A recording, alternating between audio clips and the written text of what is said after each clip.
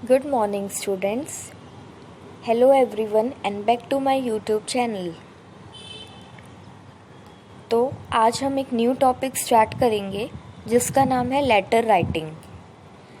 जैसा कि हम सबको पता है, अगर हम कोई भी लैंग्वेज पढ़ रहे हैं, चाहे वो हिंदी हो, इंग्लिश हो या कोई अदर लैंग्वेज हो, बेसिकली हम हिंदी और इंग्लिश पढ़ते हैं। साथ में अगर हम कोई अदर लैंग्वेज भी पढ़ रहे हैं तो सबसे ज़रूरी उसमें क्या होता है, हमारी राइटिंग स्किल बहुत ज़्यादा ज़रूरी होती है।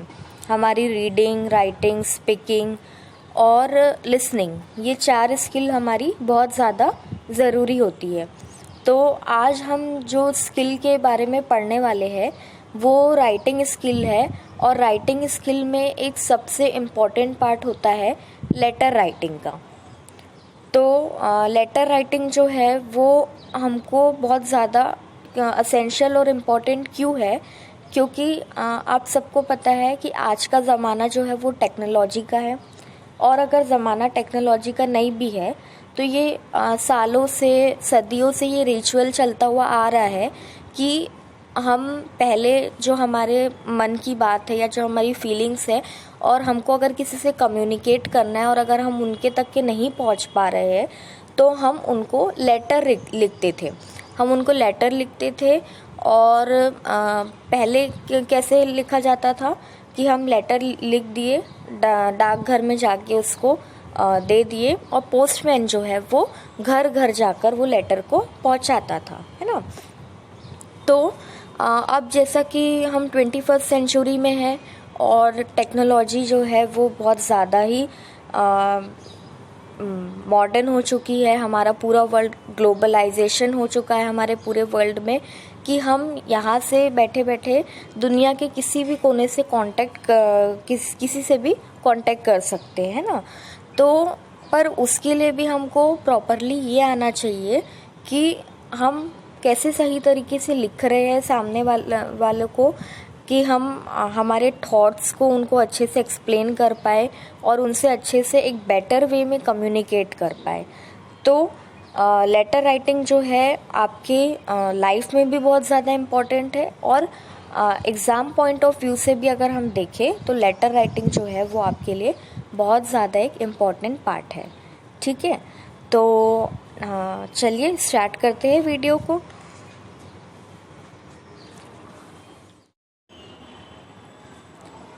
इस स्लाइड में ये बताया गया है कि फॉर्मल लेटर और इनफॉर्मल लेटर ये क्या होता है।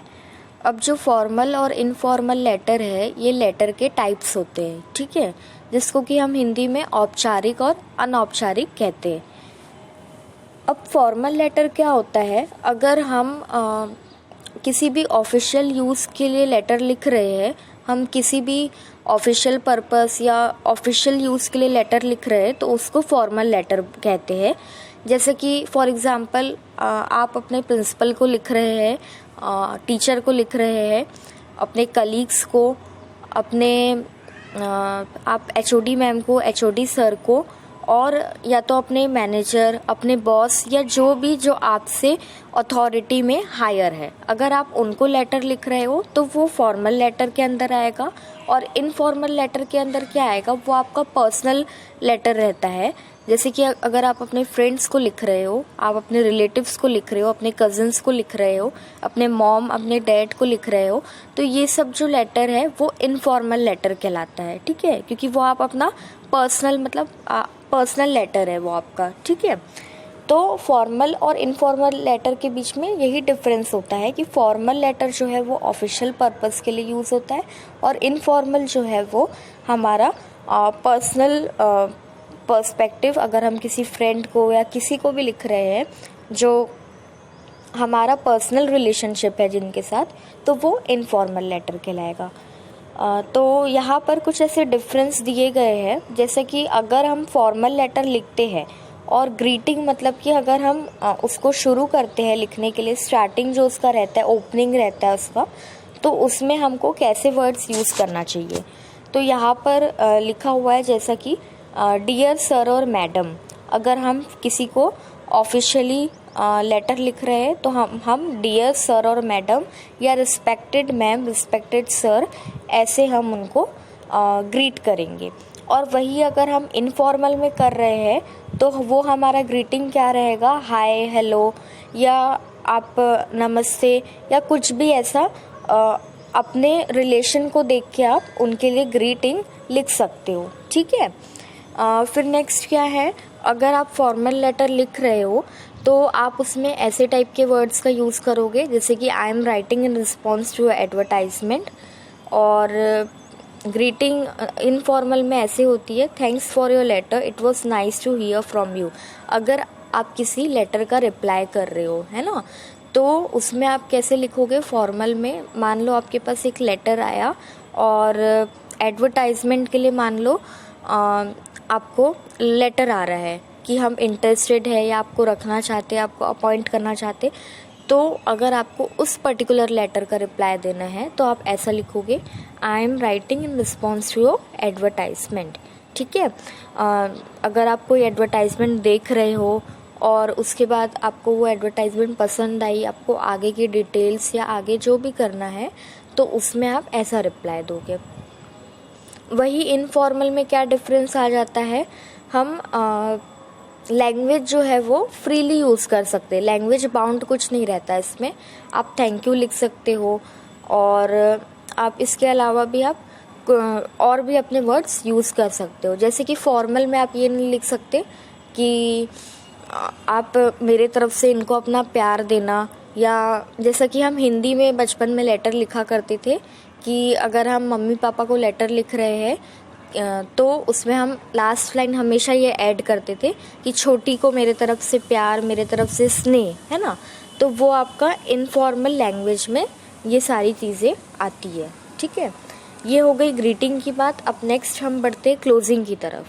क्लोजिंग में हमेशा क्या होता है, फॉर्मल लेटर की क्लोजिंग हमेशा योर्स फेथफुली, और जो वर्ड्स जो है वो हमको बहुत ज़्यादा देख के चूज़ करना पड़ता है। और इनफॉर्मल की क्लोजिंग हम कैसे भी कर सकते हैं, जैसे कि यहाँ लिखा हुआ लव विथ रिगार्ड्स, है ना, या अगर हम किसी फ्रेंड्स को लिख रहे हैं तो हम लव या कोई भी ऐसा इनफॉर्मल वर्ड यूज़ कर सकते हैं हमारे पर्सनल रिलेशनशिप के अकॉर्डिंग। ठीक है।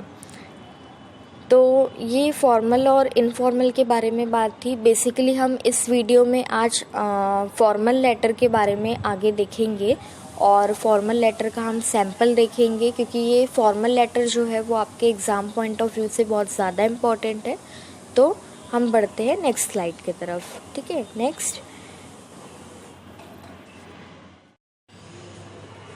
नेक्स्ट ये स्लाइड में कुछ पिक्चर्स दी गई है। फर्स्ट पिक्चर हमको ये शो करती है कि जो लेटर है, लेटर राइटिंग है, वो एक आर्ट है, the art of letter writing. तो इससे हमको ये पता चलता है कि अगर हम किसी को लेटर लिख रहे हैं तो जो हमारे वर्ड्स है और जो हमारी बोली है, हमारी लिखावट है, वो बहुत ज़्यादा इम्पॉर्टेंट होती है। इसलिए हम लेटर राइटिंग को एक आर्ट बोलते हैं, और ये द आर्ट ऑफ राइटिंग कहलाता है। ठीक है। नेक्स्ट इस वीडियो में हम पर्टिकुलरली यही डिस्कस करने वाले हैं कि फॉर्मल राइटिंग का क्या फॉर्मेट होता है। तो ये कंपोनेंट्स है कुछ जो बहुत ज़्यादा इम्पॉर्टेंट है, जो कि हमको फॉर्मल लेटर राइटिंग में ध्यान रखना है और रिमेंबर रखना है इसको। ठीक है। तो पहला कंपोनेंट जो होता है वो सेंडर्स एड्रेस होता है, डेट, फिर receiver's address, subject of the letter, salutation, body, और जो बॉडी है वो 3 पैराग्राफ में डिवाइड होती है। एक तो फर्स्ट पैराग्राफ, सेकंड और थर्ड पैराग्राफ। फिर कॉम्प्लीमेंट्री क्लोजिंग आपकी रहती है, और सेंडर्स नेम और सिग्नेचर रहता है। ठीक है। तो इसको लिखने का क्या वे है, बेसिकली सेंडर्स एड्रेस जो है वो हम left side of the page से चालू करते हैं, just next to the margin. हमको मार्जिन के बाद कोई स्पेस नहीं छोड़ना है, हमको जस्ट लिखना स्टार्ट कर देना है। वहाँ पर हम सेंडर्स एड्रेस लिखेंगे, फिर एक लाइन हम छोड़ेंगे। हम कोई इमेजिनरी लाइन भी बना सकते हैं जिससे हमको ईजी रहे, ताकि हमारा लेटर नीट दिखे, और बाद में उस इमेजिनरी लाइन को हम रब कर देंगे, है ना। तो जो डेट है वो लिखोगे आप सेंडर्स एड्रेस के बाद, फिर डेट के बाद रिसीवर्स एड्रेस आता है, 1 लाइन आपको सारे चीज़ों के बीच में लीव करना है। फिर सब्जेक्ट ऑफ द लेटर आएगा आपका। सब्जेक्ट ऑफ द लेटर के बाद आपका सैल्यूटेशन आता है, रिस्पेक्टेड सर या मैडम या जो भी आपका सैल्यूटेशन है वो आता है। फिर आपकी बॉडी स्टार्ट होती है। बॉडी में पहले आपको ये एक्सप्लेन करना है कि आप अपना इंट्रोडक्शन दोगे और आप लेटर क्यों लिख रहे हो। जैसे कि अगर हम लीव एप्लीकेशन लिख रहे हैं तो उसमें फर्स्ट लाइन हमारा इंट्रोडक्शन रहता है कि आई के बाद आपका नाम रहेगा, from this class of your school. तो ये एक इंट्रोडक्शन है, ठीक है।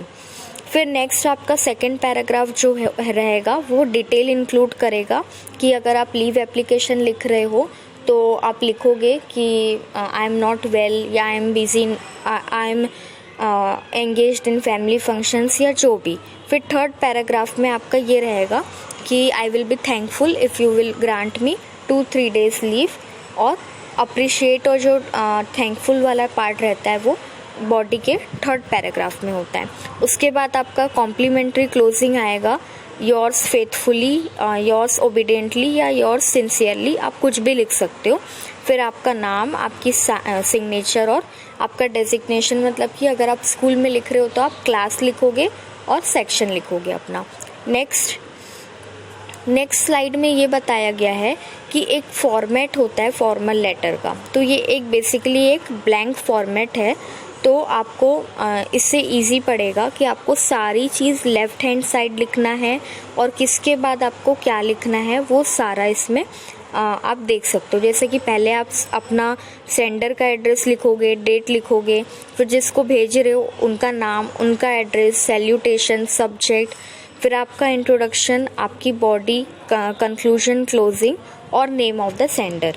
तो ये सारी चीज़ जो है ये इसलिए बताई जा रही है क्योंकि ये आपको ध्यान रहेगा कि ये लेफ़्ट हैंड साइड ही आता है ये सारा कुछ, और किसके बाद कौन सा पॉइंट आता है।